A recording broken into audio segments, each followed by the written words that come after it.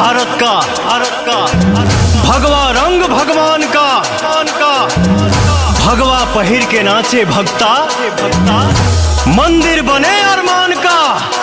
बोलो जय श्री राम।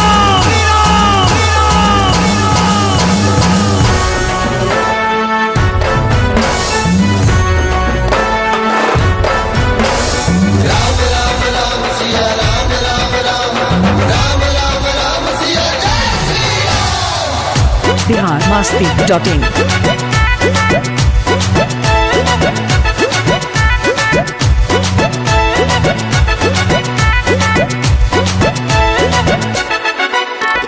राम के नाम का झंडा,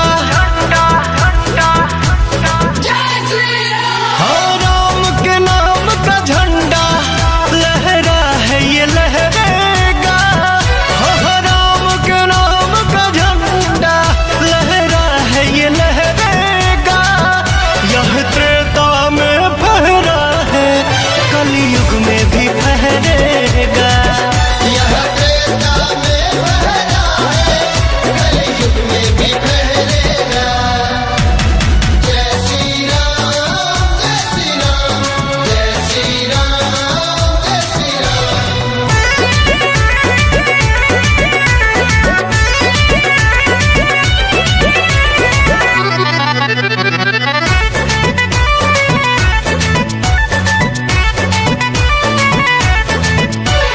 हिंदुस्तान की धरती क्यों नहीं जय श्री राम कहेगी। राम नाम नहीं मिटने वाला जब तक सृष्टि रहेगी। हम धर्म सनातन वाले हैं, हम धर्म सनातन वाले हैं। हमने पाया वरदान है, हर माँ के दिल में सीता है, हर सीने में प्रभु श्री राम है। हिंदुस्तान की धरती क्यों नहीं जय श्री राम कहेगी। राम नाम नहीं मिटने वाला जब तक सृष्टि रहेगी। इतिहास गवाह रहा है ठहरा है न ठहरेगा। इतिहास गवाह रहा है ठहरा है न ठहरेगा।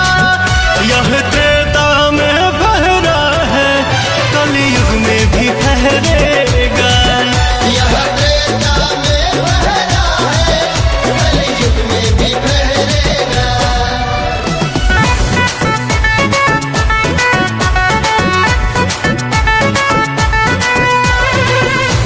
biharmasti.in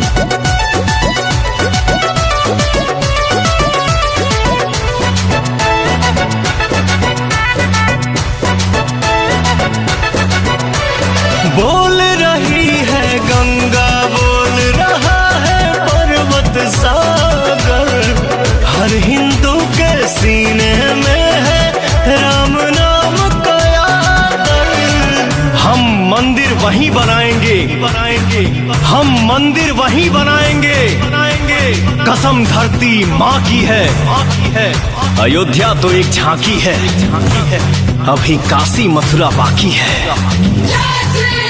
हाँ बोल रही है गंगा, बोल रहा है पर्वत सागर। हर हिंदू के सीने में है राम नाम का आदर। कहे विनय पवन अब सेवक हर घर से बहरेगा। कहे पुतुल दीपक अब सेवक हर घर से बहरेगा। यह त्रेता में फहरा है कलयुग में भी फहरेगा। यह त्रेता में फहरा है कलयुग में भी फहरेगा। biharmasti.in